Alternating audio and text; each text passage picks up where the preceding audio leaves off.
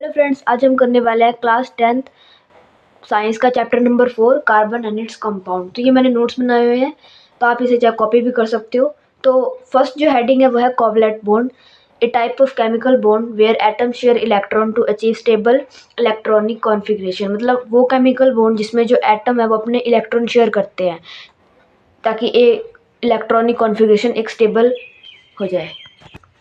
और नेक्स्ट हमें दिया हुआ है मेल्टिंग ऑन बॉइलिंग पॉइंट। ये कार्बन कंपाउंड है और इनके मेल्टिंग एंड बॉइलिंग पॉइंट दे रखे हैं। तो इसमें आप दो याद कर लेना, एसिटिक एसिड और मीथेन का। सो अगला हमें दिया हुआ है other name of methane. Methane जिसको हम बोलते हैं नेचुरल गैस भी बोलते हैं और मार्श गैस भी बोलते हैं। एंड सेकंड पॉइंट्स में है methane is used as fuel. इसको फ्यूल के एज अ फ्यूल भी यूज़ कर सकते हैं और उसके जो कंपोनेंट है वो बायोगैस से आते हैं।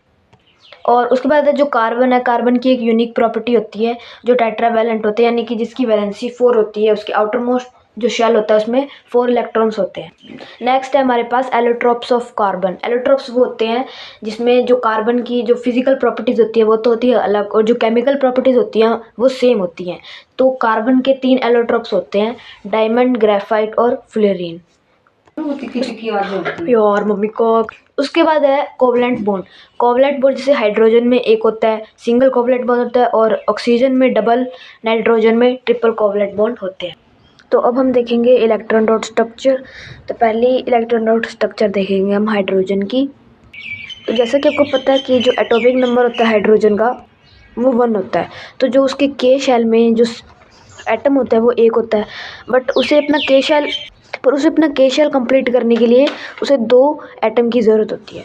तो वो हाइड्रोजन क्या करेगा, जैसे उसके पास एक एटम है तो वो दूसरे हाइड्रोजन से एक और एटम लेगा, और ये जो हाइड्रोजन है ये इस हाइड्रोजन से एक एटम लेगा। तो इस टाइप से जो हाइड्रोजन के पास सिंगल बॉन्ड होता है। नेक्स्ट हम देखेंगे ऑक्सीजन की। तो ऑक्सीजन का जो एटॉमिक नंबर होता है वो 6 होता है। जो ऑक्सीजन का जो एटॉमिक नंबर होता है वो 8 होता है। तो अगर हम शेल में इलेक्ट्रॉन डाल के देखें तो 2 यहाँ पे आएंगे के शेल में, और बाकी जो 6 बचे वो इधर आएंगे। तो जो आउटर मोस्ट शेल में जो ऑक्सीजन का जो एटम है वो 6 है। तो इसको हम इस टाइप से इसकी इलेक्ट्रॉन और स्ट्रक्चर बनाएंगे कि 2 इलेक्ट्रॉन यहाँ पे, 6 इलेक्ट्रॉन, और ये दूसरे ऑक्सीजन जो है वो दूसरे ऑक्सीजन के मॉलिक्यूल से 2 एटम और लेगा, ताकि जो आउटर मोस्ट शेल में 8 इलेक्ट्रॉन पूरे हो जाए। तो ये 2 यहाँ से लेगा और ये वाला ऑक्सीजन इस ऑक्सीजन से लेगा। तो ये डबल बॉन्ड हो गया ऑक्सीजन के बीच में। नेक्स्ट है नाइट्रोजन की इलेक्ट्रॉन स्ट्रक्चर। तो जो नाइट्रोजन का एटॉमिक नंबर है वो 7 होता है। तो अगर हम शेल में बना के देखें 2 इलेक्ट्रॉन इधर आएंगे और जो 5 इलेक्ट्रॉन बाकी बचे वो आउटर मोस्ट शेल में आएंगे। बट इसको पूरा करने के लिए 2 इलेक्ट्रॉन इसे और चाहिए, 3 इलेक्ट्रॉन इसे और चाहिए नाइट्रोजन को कंप्लीट करने में। तो आउटर मोस्ट शेल में 5 हैं, तो हम 5 इलेक्ट्रॉन बनाएंगे नाइट्रोजन की इलेक्ट्रॉन और स्ट्रक्चर में, 3 यहाँ पे और 2 इसके ऊपर नीचे। तो ये वाला नाइट्रोजन 3 एटम इससे लेगा और ये वाला नाइट्रोजन 3 इलेक्ट्रॉन इससे लेगा। तो इसकी जो स्ट्रक्चर है वो इस टाइप से बनेगी ट्रिपल बॉन्ड से। तो नेक्स्ट हम देखेंगे क्लोरीन का। जो क्लोरीन का एटॉमिक नंबर होता है वो 17 होता है। तो जो इसके आउटर मोस्ट शेल में जो इलेक्ट्रॉन आएंगे वो 7 इलेक्ट्रॉन आएंगे। तो एक इलेक्ट्रॉन दूसरे क्लोरीन से लेगा और ये वाला क्लोरीन दूसरे क्लोरीन से एक इलेक्ट्रॉन लेगा। तो इसमें सिंगल बॉन्ड बन जाएगा क्लोरीन और क्लोराइड के बीच में। नेक्स्ट हम देखेंगे मीथेन की। तो मीथेन का जो फॉर्मूला होता है CH4। तो ये कैसे लिखेंगे, जिस कार्बन है वो सेंटर में आएगा और हाइड्रोजन इधर आएगा। तो हाइड्रोजन के पास तो एक इलेक्ट्रॉन होगा, तो हम एक इलेक्ट्रॉन यहाँ पे लिख देंगे, और 4 इलेक्ट्रॉन जो कार्बन के पास आएंगे। तो ये वाला हाइड्रोजन इससे एक कार्बन लेगा, इलेक्ट्रॉन लेगा, और ये वाला हाइड्रोजन इस कार्बन से एक इलेक्ट्रॉन लेगा। तो ये सेम, और जो 4 कार्बन के पास है ये 4 हाइड्रोजन से भी ले लेगा ताकि 8 इलेक्ट्रॉन पूरे हो जाए। इसकी इलेक्ट्रॉन स्ट्रक्चर तो ये है, और फॉर्मूला जो है वो हम इस टाइप से लिखेंगे, इनके बीच में सिंगल बॉन्ड,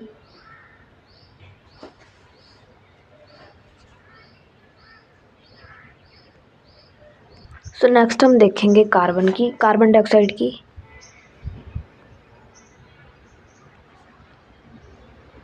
CO2। तो इसकी इलेक्ट्रॉन डॉट स्ट्रक्चर कुछ ऐसे बनेगी। कार्बन सेंटर में है और ऑक्सीजन साइड में। तो कार्बन के पास तो 4 इलेक्ट्रॉन होंगे और ऑक्सीजन के पास 6। तो जो ये ऑक्सीजन है ये 2 लेगा और ये वाला ऑक्सीजन इससे 2 लेगा और कार्बन इन दोनों से 2-2 इलेक्ट्रॉन लेगा ताकि 8 पूरे हो जाए इसके आउटर मोस्ट शेल में। सो इनके बीच में डबल बॉन्ड लगेगा इस टाइप से। सो नेक्स्ट हम देखेंगे अमोनिया की। तो जो अमोनिया का देखेंगे पहले। तो जो अमोनिया का फॉर्मूला होता है वो होता है NH3। तो N हम इधर लिखेंगे और हाइड्रोजन इस साइड। तो नाइट्रोजन के पास तो 5 होते हैं इलेक्ट्रॉन्स और हाइड्रोजन के पास 1-1 होता है। तो ये हाइड्रोजन नाइट्रोजन से 1 लेगा, ये हाइड्रोजन इस नाइट्रोजन से 1 एटम लेगा और जो ये नाइट्रोजन है ये इन तीनों से 3 इलेक्ट्रॉन्स लेगा और स्ट्रक्चर जो है वो कुछ ऐसी बनेगी।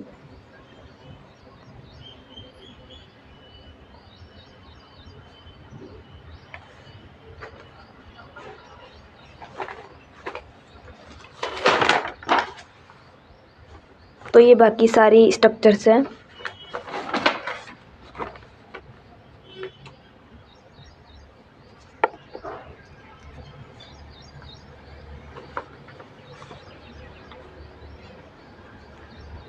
तो ये सारी नोट्स वाली स्ट्रक्चर्स।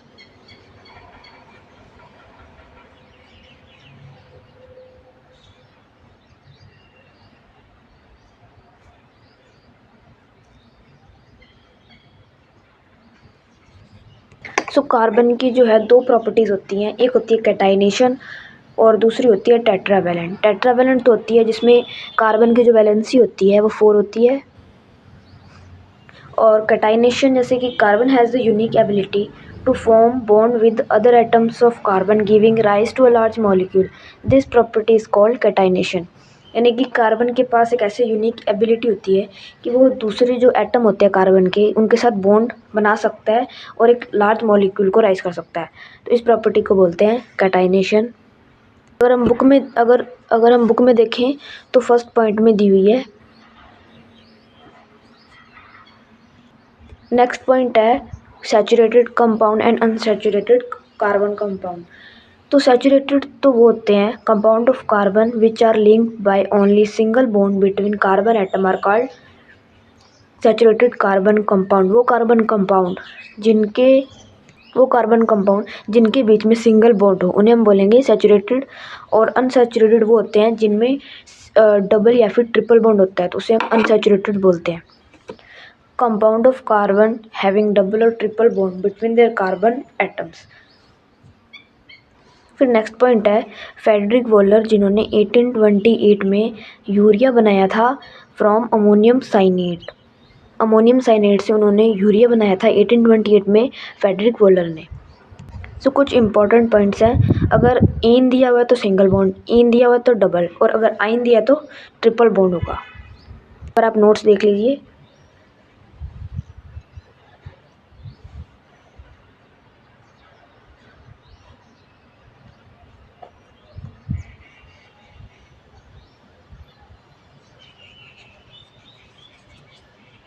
फिर बुक में हमें एक टेबल दे रखी है जिसमें फॉर्मूला और स्ट्रक्चर दे रखी है सैचुरेटेड कार्बन कंपाउंड की और हाइड्रोजन की। तो जो फर्स्ट है यानी कि जिनमें एक कार्बन होता है उसे हम बोलते हैं मीथेन। सेकंड है ethane C2H6, propane C3H8, butane जिनमें 4 कार्बन हो C4H10, पेंटेन जिनमें 5 कार्बन हो C5H12 और हेक्सेन जिनमें 6 कार्बन हो C6H14। उसके बाद एक पॉइंट है structural isomer. Such compound with same molecular formula but different structure are called structural isomer. मतलब वो कंपाउंड जिनमें जो केमिकल फॉर्मूला होता है वो तो सेम होता है कार्बन कंपाउंड का, लेकिन जो उनकी स्ट्रक्चर होती है ना वो अलग होती है तो उन्हें हम बोलते हैं आइसोमर्स। सो ये अलग अलग होती है, पेंटेन की अलग होती है। सो उसके बाद हम देखेंगे स्ट्रक्चर्स तो जो पहली स्ट्रक्चर है वो है मीथेन, जिनमें एक कार्बन होता है। तो जो उसका फॉर्मूला होता है वो होता है CH4, और इसकी स्ट्रक्चर कुछ ऐसे बनेगी कि कार्बन तो बीच में होगा और हाइड्रोजन साइड में। सो इन सभी के बीच में लग जाएगा सिंगल बॉन्ड। तो ये मीथेन की स्ट्रक्चर है। सेकंड हमारे पास इथेन की। तो इथेन की होगी C2H6। तो C2H6 ऐसे लिखेंगे,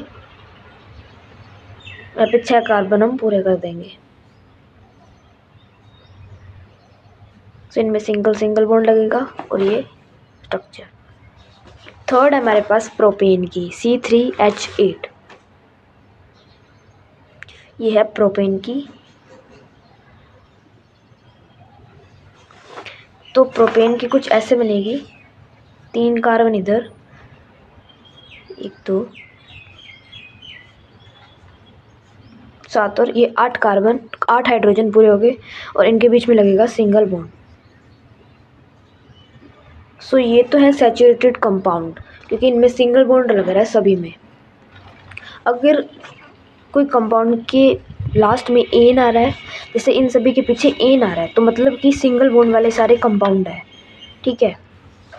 फोर्थ है ब्यूटेन, जिनमें C4H10 ये होगी इसकी। सो इसमें कार्बन तो होंगे 4 और हाइड्रोजन होंगे 10। तो ये 10 हाइड्रोजन हम पूरा कर देंगे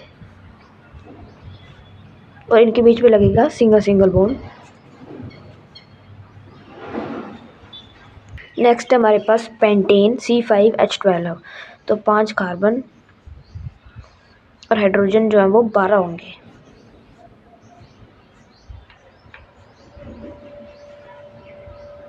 इनके बीच में भी सिंगल बॉन्ड लगेगा।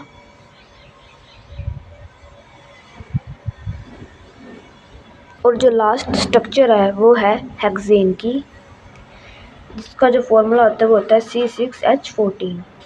तो कार्बन तो होंगे 6 5, इनके बीच में सिंगल बॉन्ड लगा देंगे। तो कार्बन की एक ये एबिलिटी होती है कि कार्बन सिर्फ 4 हाइड्रोजन के साथ ही बॉन्ड बना सकता है।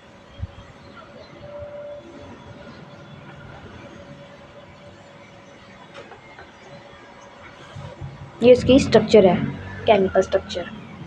फिर अगले पॉइंट में क्या है, टाइप्स ऑफ कंपाउंड। कंपाउंड भी 2 टाइप्स के होते हैं, carbon compound, organic compound and hydrocarbon compound. Carbon compound तो वो होता है जिनमें सिर्फ कार्बन होता है, ऑर्गेनिक कंपाउंड वो होता है जिनमें कार्बन और नाइट्रोजन होता है, और हाइड्रोकार्बन कंपाउंड वो होता है जिनमें कार्बन एंड ओनली हाइड्रोजन हो।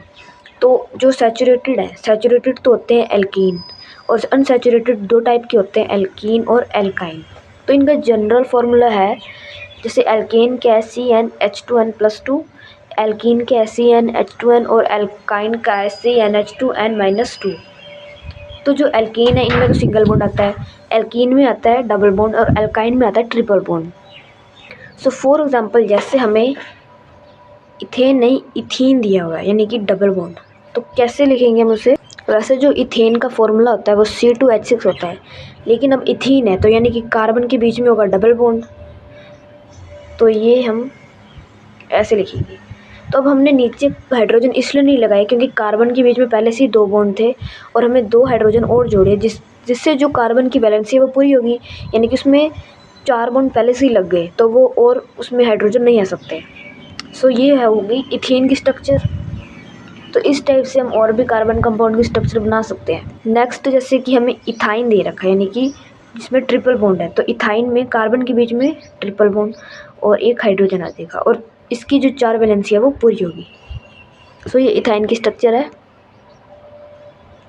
नेक्स्ट, जैसे कि हेक्सेन दे रखा है, तो कार्बन के बीच में डबल बॉन्ड आ गया और इस साइड में कार्बन नहीं, हाइड्रोजन नहीं लगे क्योंकि पहले से यहाँ पे 2 बॉन्ड है। तो नेक्स्ट है हमारे पास isomer structure for pentane, pentane की आइसोमर स्ट्रक्चर्स। सो जो पेंटेन की आइसोमर स्ट्रक्चर होती है ना, वो 3 टाइप की होती है, एक नॉर्मल, आइसो और थर्ड